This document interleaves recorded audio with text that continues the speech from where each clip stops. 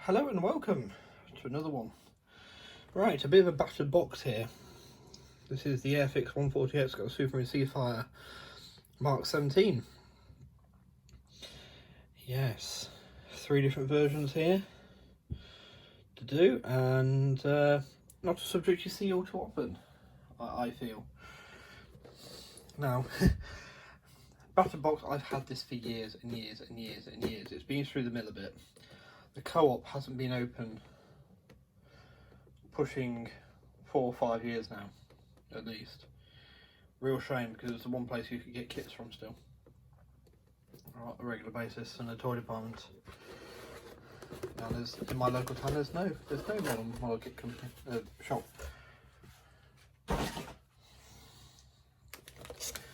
Right. Well, I think we've already shown what I'm doing, but let's go through quickly. So there's your history of the Seafire 17, if you want to pause that and read it. Okay. So start with the cockpit, instrument panel, the compass going underneath, gun sight going on, flight stick to the bulkhead there. Note the rudders, the rudder pedal's going to go through, and that goes into that. Seat onto its support. I can't remember what that's for. I don't know if that's for adjusting the seat or not, but yeah, it's not like a car, is it? I don't know if the seat has got any adjustment to it. Might do, I don't know. If you know, let me know in the comments. Once that goes onto the bulkhead there, if you want the canopy open, you can then cut this door open, cut the anti-access door open, then put that into here. Interestingly, that's the undercarriage lever. I'm sure that's undercarriage lever on that side. It's got the undercarriage lever, because this side of the throttle, the undercarriage lever sort of sits down by your knee almost, I'd have said. In this bit, I play flight sim, so I know how a Spitfire's laid out. No, joking. But the cockpit has been replicated from the real one, so you see, it's not a totally stupid thing. It's not like I'm trying to claim I can fly the damn thing.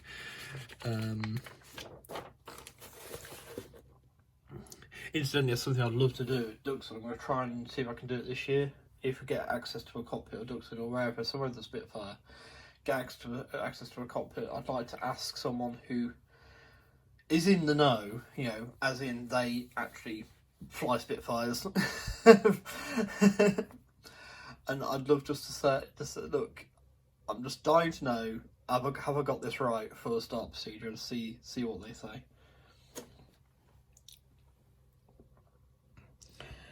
Yeah, there's the throttle going in, and the bulkhead for the seat on the opposite side. So that's interesting. So you got the one pit on one side, one on the other side. That could be a recipe for disaster. We'll see when it comes to building this. Yeah, and then the propeller. 3 stages, that's quite nice. Usually you get all that in one go. That's nice to split it down. Encourages you to take your time with it. Prop into the thing. Now I've got some spare polycaps from the P.51 kit. I might use a polycap at the back there rather than this glue business. Just push it together. As long as it fits the same diameter, it should be fine. Then the 2 halves together. And then you got the choice of in-flight flaps down, or on the ground. The stand sold separately, and it shows you where to drill the holes for that. Incidentally, if you're using an aftermarket stand, such as the ones I use, you can use the same holes and just connect them up. They roughly fit the same size, so that's cool.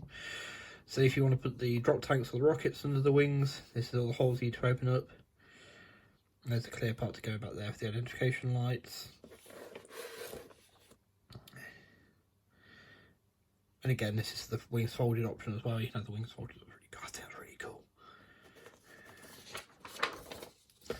Okay, so if you're doing it wings out, then simple, these bits onto there, and that onto the aircraft. Well, it was very posh, wasn't it? Onto the aircraft. If you're not, then you've got the wing stubs to make with all the detail here. And those go on first. Then you build your outer wings, or you build your outer wings. including the bent up wingtips. And you've got the brace there, so you probably want to build and paint these as you're going along. So fully build and paint that, and then you sort of stick it all together so it's already done before you put it on the aeroplane. You probably want to build and paint the fuselage fully as well. You see, that's the problem. I do try and leave the propeller off these days. I did the Mustang. Actually, the Mustang's propeller, I recently finished, is actually still it's still loose technically. Just friction keeping it on, but I'm not going to sit there twirling it around, so you shouldn't actually lose friction too much. It's just for transportation purposes, I can remove the propeller if needed. Still very pleased how that kit came out. Tell you what, those attacker paints are something else. That is a review. But yes, anyway, back to this. Exhaust and the bumps of the superchargers. Bottom of the cowling. Some tie-down lugs, maybe.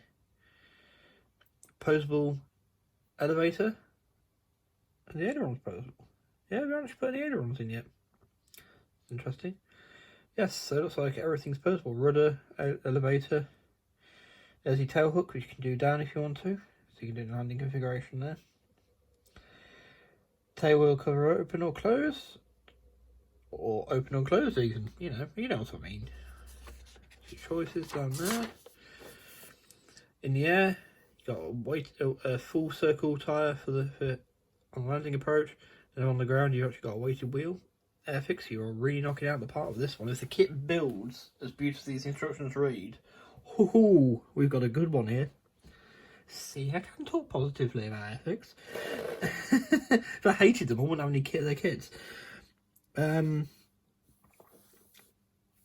Undercarriage legs going in. Also, if you ground one, you can get wheels to put in if you're doing it in the air. Build it all up. I like that. That's cool. You build it all up.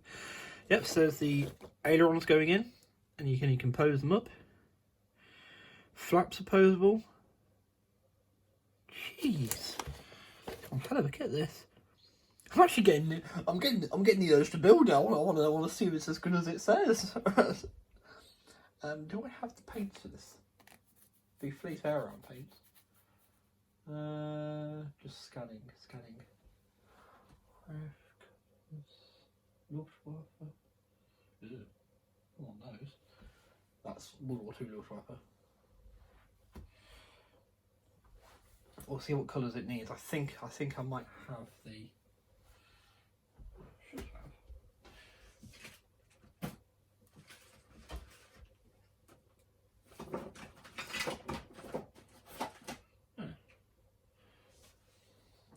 Can't seem to see them. Sure, I've got some paints for this anyway. If not, let's get some. Then you got the intakes, so the radiators, everything there. Going on. No, not onto that yet. Still building it. So you got a big centerline drop tank. You got the rockets to go if you want to put those on. And again, on the wing soldered version, I like how it shows you how it goes through each state of the aeroplane. Cannons going in. You get a pilot figure. Well, hey! You actually get a pilot figure. That's brilliant since they give you an in-flight option. Now it shows you for in the air, you can have it either open or closed if you want to. On the ground configuration, having it fully open like that. And that's your Seafire complete. So, yes, the one I want to do is actually the most boring scheme out of the entire set, I think. But number 800 Naval Air Squadron, HMS Triumph and Hellfire Malta 1947. That's what I want to do because it's got the Malta connection.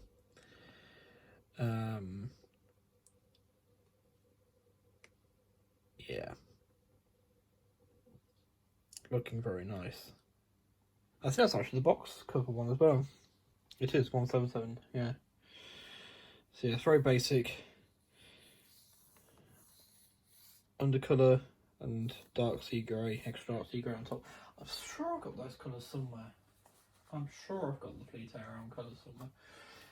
But to be honest, if I have this there, the Vallejo range, I'll replace them with the Attacker range anyway, because the blue box attackers are actually designed for paintbrushes.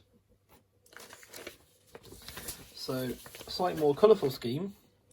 714 Naval Air Squadron Operational Flying Training Unit, Air Warfare School, Supermarine, Cornwall, in 1947. So you got like this panel that's been replaced with a silver one there, but you get the yellow marking is probably to denote a training unit. Makes it a bit more colourful. For the final scheme,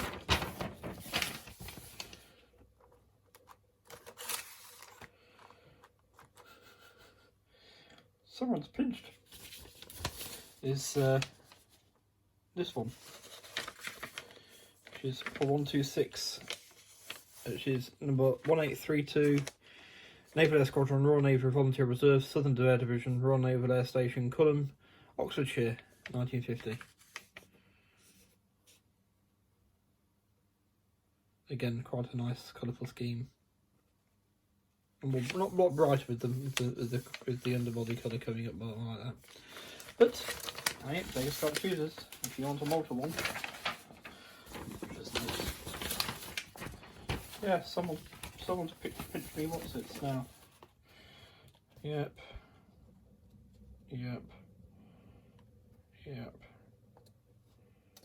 Yep, we're good. We're good. The markers we needed there. That's from the last one. That's always some rondels I pinched or something. Alright. At least we'll see, let's be fair to it. But, yeah, looking good register. They're not the horribly glossy things that we had to put up with from Airfix at one point. Yeah.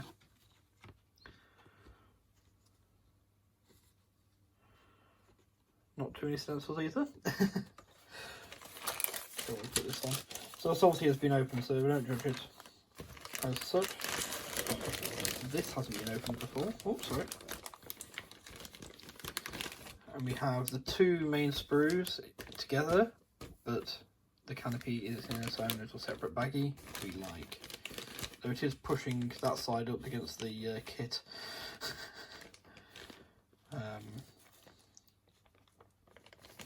Yeah. So obviously there's your wing for doing the full wing, there's the one for doing the wings folded, full wing again, wings folded again.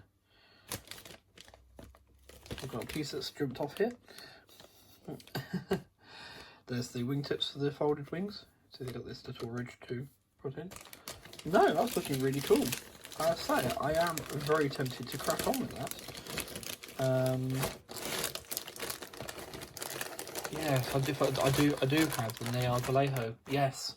So I'm going to have to look at getting some Hitaka Fleet Aeron colours in for that, because yeah, so that will be bumped up this little bit, but you'll have to wait for the paints to arrive before I start it. But no, thank you for watching. Take care, stay safe, and be well. And I'll see you next one. Bye.